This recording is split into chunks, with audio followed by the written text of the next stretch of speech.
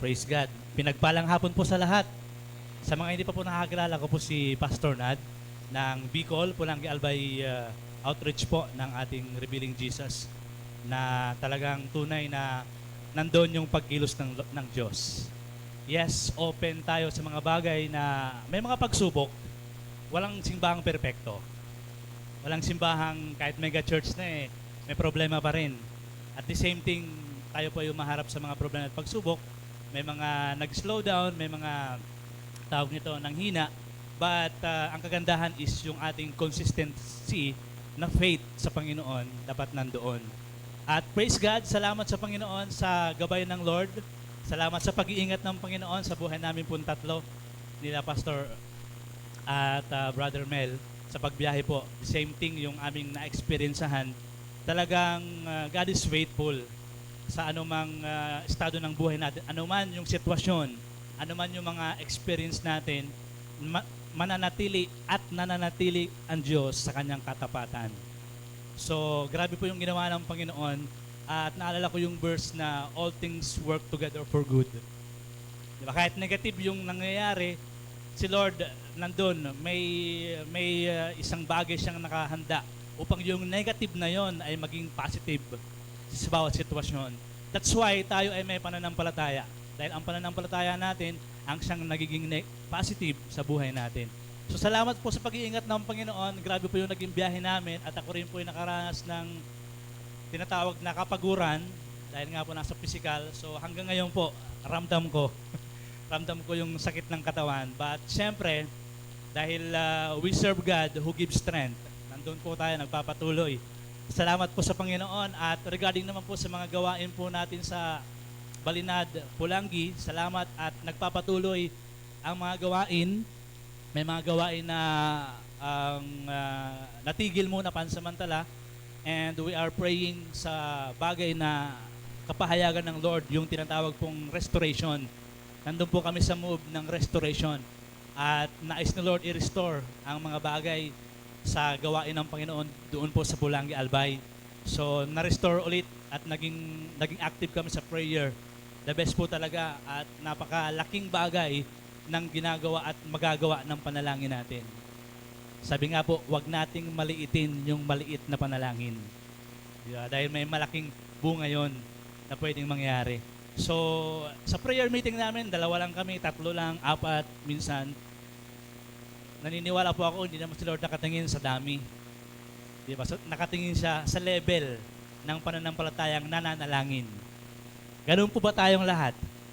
Ganun po ba tayong lahat na yung level of faith mo sa pananalangin, yung po yung mahalaga. Hindi yung dami. Pati wala pa akong sinabing wag na magpadami sa prayer meeting. The more na maraming nananalangin, the more na maraming nadi-destroy ng gawa ng kaaway. So, na-restore po yung ganong gawain and then, praise God, may mga pabor ang Diyos na nararanasan po ng aming church and praying po kami sa restoration din po ng mga i-continue pang i-build doon po sa Balinad Outreach. Gaya po ng pagpapatiles, naka-ready naman po at praying pa kami sa additional na budget at salamat sa Panginoon dahil tayo pong lahat ay nagtitiwala sa Diyos na hindi nagbibigo, hindi bumibigo sa kanyang pangako. So, yun po, at marami pong gawain ang nabuksan. Salamat sa Panginoon, nagkaroon po tayo ng school ministry sa malapit po na school doon po sa Balinad, isang elementary school po. Malapit lang po sa church, walking distance. At nabuksan po ng gawain, nagkaroon po tayo doon ng values education. Nakakapagturo po kami ng more on values education. Sometimes we share biblical concept na tinatawag. At salamat sa Panginoon, naging open po yung lahat po ng mga teacher doon. At yung head principal, naging open po. At winelcome kami ng magandang pag-welcome. At hindi pa nga tapos yung gawain, praise God, sila po ay nagre-request na baka next year makasama pa namin kayo sa pagtuturo. So praying po na ang patuloy na maipagpatuloy po yung gawain na yon. And we are praying for some mayroon po kasi nag-share sa akin na tinatawag na curriculum sa pamamagitan ng values education. So yun po ang mga nangyayari at naniniwala akong marami pang gagawin ang Panginoon. Dahil ganun dapat yung sukat ng pananampalataya natin. Dahil hindi pa tapos si Lord sa ginagawa niya. Bakit? Buhay ka pa eh. Amen? Matatapos lang siya. Pagpatay ka na. Amen? So marami pang ginagawa ang Lord at marami pang gusto kaming i-restore. At salamat sa Panginoon dahil mga previous years po na napagdaanan ng church o sa Balinad, wala kaming gaano kaplano.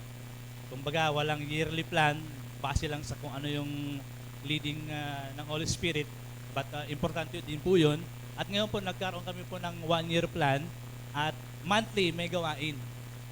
May gawain po kaming napag-usapan. So, lahat ng po yun ay nais ko pong idulog sa inyo sa pamamagitan po ng inyong panalangin na sa bawat gawain po ay magtagumpay. Lahat po ng gawain natin. Salamat po sa Panginoon at ako po ay umaasa na patuloy pang dadami ang mga open door na gawain ng Diyos sa bawat simbahan po ng Revealing Jesus. Dahil nga po tayo, sabi ni Pastor natin, nagmumove sa 5 bagay. Naalala ko si Pastor John, mahirap kumapit sa jeep pag isang daliri lang. Amen? Mahirap kumapit sa jeep pag isang daliri lang. Walang power. Pero pag lahat kinapit mo, ibig sabihin, pag lahat pinagkatiwala mo sa Diyos. Amen? Hindi lang isa, hindi lang some portion ng buhay mo ang ipagkatiwala mo sa Panginoon, kundi yung whole life mo. At salamat sa Panginoon dahil patuloy na siya po ay kumikilos baging sa buhay ko. I always thank God sa grace ng Lord. Magsimula nung mag-oo ako sa Panginoon. Grabe pong ginawa ng Lord. Grabe yung faithfulness ng Panginoon. At napatunayan ko talaga ang Diyos hindi nagpapabaya. Amen. God is our great provider and God will always provide sa lahat po ng ating mga kinakailangan. Sabi nga ni Pastor, mag-pray ka lang. Amen. Mag-pray. So lahat po ba tayo ay nananalangin? Amen. Isang malaking bagay po, makakatulong po sa atin yan. So, yan, salamat sa Panginoon. At dito po tayo ngayon sa ating tema. Nakasentro sa tinatawag na kalusugan, nakasentro sa tinatawag na spiritual at maging sa kalagayan po ng ating kaluluwa. So, spirit, soul, and body, yung ating tema po ngayon. Napakahalagang bagay na itong tatlong ito ay dapat nagkakaroon tayo ng tinatawag na balance. Amen po ba? Nababalansa natin yung spiritual. Wag lang puro spiritual. We must also look na mabalanse yung ating physical na pangangatawan. Di ba? Maaring kaya pa ng spiritual, sabi nga. But we need to, tawag nito, patuloy na mapangalagaan pa rin yung ating kalusugan. So sa English version po, Beloved, I pray that all may go well with you and that you may be in good health as it goes well with your soul. Itinadalangin ko na maging malusog ka at sana'y nasa mabuting kalagayan tulad ng buhay mong espiritual na alam kong nasa mabuting kalagayan. So, dito po, pinapaalala sa atin at prayer na rin po ito. Isang klase ng panalangin na nagpapahalaga sa kalusugan po natin. Amen po ba? So, mahalaga din po na yung ating physical na pangangatawan ay patuloy po nating pangalagaan. Napakarami na pong way and the wisdom na binibigay si Lord upang yung ating physical ay mapangalagaan and part po yan ng paglilingkod natin sa Panginoon. Party po yan ng paglilingkod natin sa Panginoon. Yung ating pangangalaga sa physical na pangangatawan. So may nakasaad din po dito na sa tinatawag na healthy spirit. Di ba? Yung healthy spirit. Kung kinakailangan, kung tayo po ay nagnanais ng healthy body, di ba? Healthy lifestyle, sabi nga ng mga herbalists. Di ba? Mga herbalists, they focus on what we call healthy lifestyle. Tayo din po ay may dapat isipin, ay dapat gawin, magkaroon ng hakbang. Amen po ba? Na magkaroon ng healthy spirit. We know the basic things para po magkaroon ng tinatawag na healthy spirit. Amen po. Very basic. Amen? Una, dapat ang i-take mo ay kung ano yung ako po ay may tinake down. Kung si Pastor Renante ay based on revelation. Ako naman po based sa mga nireveal ng Panginoon ng mga nakaraang gabi po na binigay ng Lord. So take what is healthy. Take what is healthy sa iyong spiritual. Di ba? In order na malaman mo kung ano yung healthy, one thing na i-desire natin is what we call yung tinatawag na spirit of discernment. Amen? Spirit of discernment. Ma-discern natin yung mga bagay na maaaring makapagpahina sa ating spiritual na bagay. Amen po ba? Dahil remember, we are moving into five-fold ministry. Di ba? Dapat healthy yung ating spiritual life. Take what is healthy. Sabi nga, i-take natin, tanggapin natin kung ano yung nagpapaganda at magpapaganda sa ating spiritual na bagay. Very basic, prayer and worship. Amen? Ang napaka-basic na kaalaman upang patuloy na maging healthy yung ating spirit ay magkaroon po tayo ng pananalangin. Amen? Manalangin po tayo. Sa Thessalonica, nagpapaalala, manalangin walang patid. Ibig sabihin, walang patlang, walang gap. Naalala ko po yung isang turo sa amin in broadcasting, kasalanan daw ang 1 second o 2 seconds na gap on air. Pag nag-gap ka on air, 2 seconds to 3 seconds, kasalanan yun. Sin. Sabi sa papo yun, sa broadcasting. Anyway, na-share ko lang. Prayer and worship, one thing na magpapaganda sa ating spiritual na kalagayan. Yung constant prayer o yung tinatawag na habit. Habit na po ba nating manalangin? Amen? Habit sa ating pananalangin.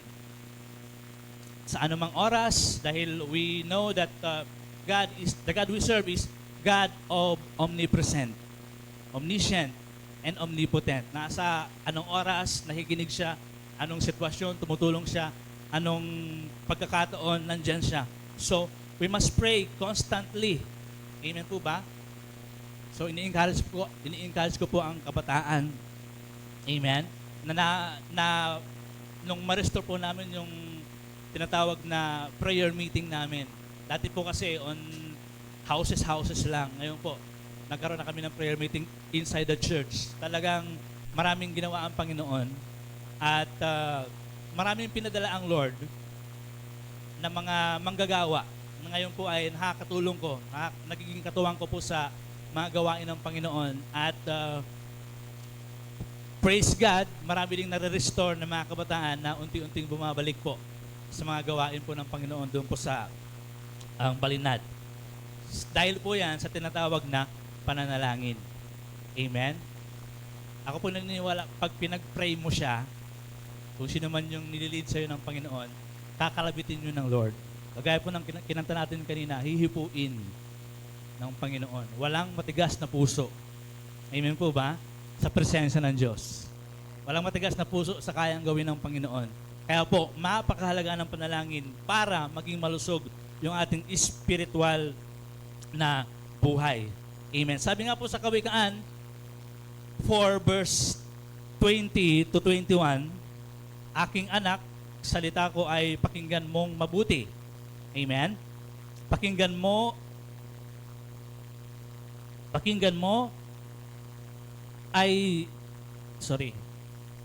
mga anak, salita ko ay pakinggan mong mabuti. Pakinig mo ay ikiling sa aking sinabi. Huwag mo itong babayaang mawala sa paningin, sa puso mo ay iukit ng mabuti at malalim. Amen. Salita. So dito na po tayo sa basic reminder sa bawat isa. Amen po ba? Napakahalaga ng salita at napakalaking tulong din po ito sa magiging kalagayan ng ating spiritual. Because Word of God can feed. Amen po ba? pag nakakakain tayo ng word ng Panginoon, di ba, lalo tayong nagiging malusog espiritual. Amen po ba? Marami ng way para makabasa ng salita ng Panginoon. Di ba? Marami na pong paraan. Wala na makapagsasabing busy ako, pastor, kaya hindi ko nakakapagbasa. Amen? Sa Facebook, pag nag-scroll ka, may Word of God na. Sa cellphone, may Bible apps ka na may reminders pa. Day and nights. Di ba? May Word of God ka. So, nasa sa atin na lang po talaga. Nasa Kristiyano na lang po talaga kung yung kanilang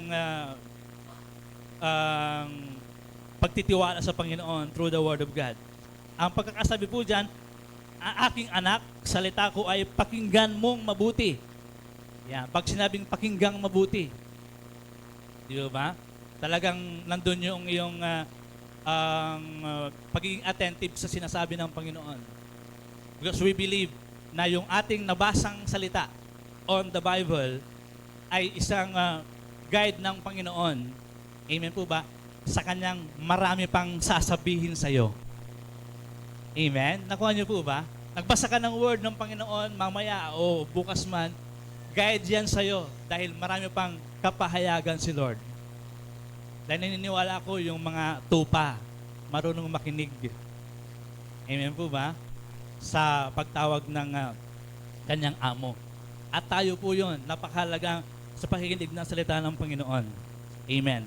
So, praise God na ma-hit ko po yung time limit ng ating oras. Yan, pakinggan mong mabuti at ikiling sa aking sinasabi. Ito na po yun. Dahil we believe as we move in fivefold ministry, naniniwala tayo na bukod sa logo na ating nababasa, which is the Word of God, meron pang revelation si Lord. And mas maganda pa yung, mas matindi pa yung impact ng revelation ng Lord. And I believe na mas maganda pa yung impact kung lalakaran natin yung ating napakinggang salita. Amen po ba? Lakaran natin. Wag lang tayong magiging tagapakinig. Kung magiging tagapakinig lang tayo, sana tainga na lang yung nilagay sa atin. Wala nang kamay, wala nang paa. Amen po ba? That's why nandun tayo sa tinatawag na body. Amen? Lahat nagpa-function. So salamat po sa Panginoon. Huwag itong babayaang mawala. Sa paningin, sa puso mo ay iukit ng mabuti at malalim. Yun na po yun. Yung tinatawag na malalim. Nandiyan po ba kayo? Naniniwala ko lahat po tayo may tinatawag na life verse. Yung iba dyan, John 3:16 pa rin eh. Life verse. Ibig sabihin, yun talaga yung verse na nagbago sa'yo. Yun talaga yung verse na naging buhay sa'yo. At naniniwala ko yung verse na yun, kahit John 3:16, there is always a fresh revelation sa verse na yun. Kaya ang nais lang kasi ng Panginoon is yung ating hungerness, yung ating thirstiness sa Panginoon, yung kauhawa natin sa Kanya. Yun yung mahalaga. Kahit ulitin mo pa yung life verse mo na yan, naniniwala ko may fresh revelation ng Lord. At malaking bagay yung ating napapakinggan at natatanggap nating fresh revelation, malaking tulong po yung sa healthy spirit natin. Amen? So, ang sunod po ay yung pag-meditate ng word ng Panginoon. Amen po ba? Nakakatulong po yun sa tinatawag na healthy spirit. Meditation of the word. Sa Joshua, di ba? Dili-dilihin, araw at gabi. Alam na namin yan, Pastor. Very basic. Amen? Sometimes yung basic, yun yung may great impact sa buhay natin. Yung basic word ang may great impact. Sometimes nga, nahihirapan tayong paniwalaan yung napakaraming teaching, tawag ito, doctrine. Di pa nga natin lalakarin yung basic word eh. Amen? But we are praising God dahil po tayo ay talagang nahubog sa tinatawag na magandang doktrina na iniwan po sa atin ng ating butihing pastor. Amen. At napakalaking tulong po yun sa atin dahil nakikita naman po ng ating mga mata yung ginagawa ng Panginoon. Amen po ba? Tayo nadadagdagan, tayo dumadami, tayo po'y patuloy na lumalago sa gawain ng Panginoon. So meditation of the Word. filling our heart and mind with the Word, not the system of the world. Amen. So dapat mulat na tayo sa katotohanan na yung sistema ng mundo ay pasama na ng pasama. Marami na pong mga twisting word na nagkalat sa internet. Nagkalat sa tinatawag na ang internet word na kung saan, sabi nga nila, yung ginagalawan ngayon ng netizen. Netizen, hindi po citizen. Di ba? So hindi na po sistema ng mundo. At magagawa lang po natin yung mapahiwalay, kagaya po ng verse kanina, di ba? Huwag na tayong umayon sa takbo ng mundong ito. Amen? Pero pastor, hindi maiwasan. Di ba? Nandito tayo sa mundo. That's why there is what we call covering ng Panginoon sa buhay natin. Ako po, napakarami ko na pong experience na dahil ako po ay nandun sa tinatawag na media.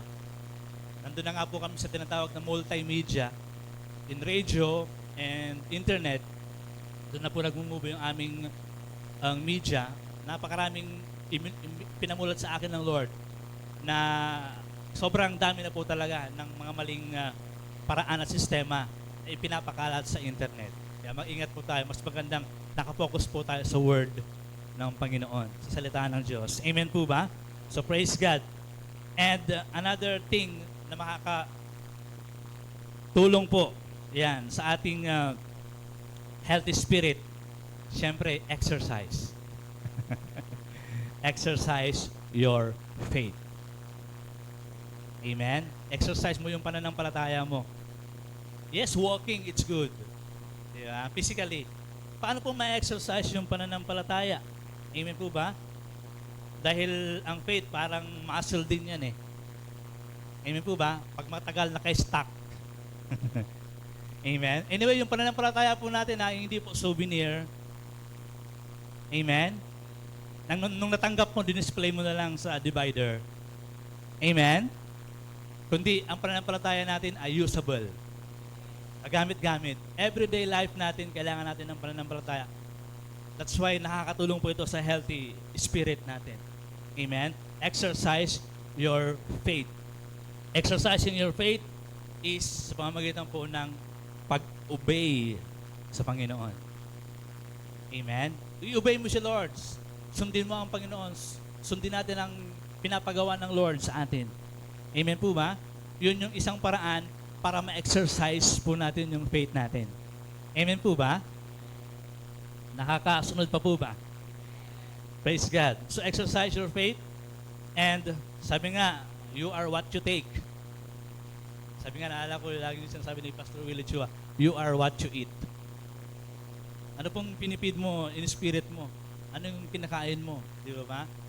Praise God dahil ang ating mga kinakain, lalo na po sa ganitong pagkakataon, di ba? Kung ano po yung pinakain sa atin ng ating pastor at pastora, di ba? Pinagsasalo-saluhan po natin. At napakalaking tulong po yun dahil iisa po yung ating paniniwala. Sabi nga po dun sa salita ng Panginoon, isang pananampalataya, isang espiritu, di ba? Tayo po gumagalaw sa ganung uri ng pagkilos ng Panginoon. At napakalaking bagay po na tayo pong lahat ay nagkakaisa in faith and in spirit. Amen po ba? So, pag nagkakaisa, marami pang gagawin ang Panginoon. Marami pa siyang ipapakita. Sabi nga, mga bagay hindi pa natin nakikita, ipapakita ng Panginoon. Ihahayag ng Lord. Dahil yung pananampalatayang pinaniniwalaan natin, may mata. Amen? May mata. So, praise God. And, ang benefits naman po ng healthy spirit sa Galatia 5 verse 22. Amen. Hindi ko alam po kung oras ako nagsimula. Galatia 5 verse 22, yan na po yung bunga. Kung healthy spirit ka, yan yung bunga. Amen? Ikaw ay may tinatawag, may pag-ibig, ikaw ay may kagalakan, may kapayapaan, may pagtitiis. Amen po ba? Kagaya kanina, practice kami. So may pagtitiis. May pagtitiis sa practice. Yeah, applicable po yung mga word natin ngayon. Amen? May pagtitiis, may kabutihan, kagandahang loob, katapatan. Amen po ba? Kahinahunan at pagpipigil sa sarili. Di ba? Siyam po yan. Ilan pa po ba yung nandyan sa inyo? Ilan pa po ba yung nandyan? Amen. Praise God. Kung laging kumpleto. Amen po ba? Kung laging kumpleto. Alam niyo po ba? Sa totoo lang, hindi na po natin maiwasan. Maging honest tayo, may nalalaglag talaga. May nalalaglag talaga. Pero ito yung kapahayagan ng Lord ngayon lang. Basta ang kahalagahan, manatili. Dahil tayo po yung branches, sabi sa John 15. Amen? Nakuha niyo po? May puno, may sanga. Nandiyan po ba? Kung ikaw ay sanga, dapat nakaugpong ka, may mahulog man, may tutubo ulit na bunga. Ganyan po kasi yung Holy Spirit. May understanding din siya. Nahulog mo na naman. Ito, dahil connected pa rin yung sanga mo, magbubunga ulit. Amen? Pero, wag abusive, wag laging ihulog. Lagi na lang hulog eh. Sinabi naman ni Pastor, may bubunga naman eh. Amen? Wag pong laging ihulog. Paano kung yung sanga na ang mahulog? Amen? Wala nang bubunga. May purpose pa naman yung sanga. Amen? May purpose pa yung sanga. Ano yung purpose ng sanga? Sabi sa John, panggatong. May purpose pa naman. Amen? So ito po yung healthy spirit. Kung na-practice natin, exercise natin yung faith natin, at naging healthy yung spirit natin, yan po yung mga magiging bunga. Amen po ba? Yes, given na may malalaglag. Basta manatili lang yung ating sanga. Amen po ba? So praise God. At patuloy po nating pagkatiwalaan ng Panginoon sa kanyang gagawin sa buhay natin. Dapat open tayo sa kanyang pagkilos. Always invite the Holy Spirit ng Panginoon. Lagi naman pong available po yan. At I thank God sa ginagawa ng Panginoon sa buhay ko po at sa pamilya ko. Yan, salamat sa Panginoon. Talagang nai-impart sa akin yung kabutihan ng Diyos sa aking pamilya, lalo na po kay Mama. Si Mama po kasi is talagang intercessor. Talagang na-bless ako, na natili akong nakatayo because of the Holy Spirit na ginagawa ng pagkilos ng Panginoon sa aking pamilya. So I will end up with this verse po sa unang Timoteo 4 verse 8.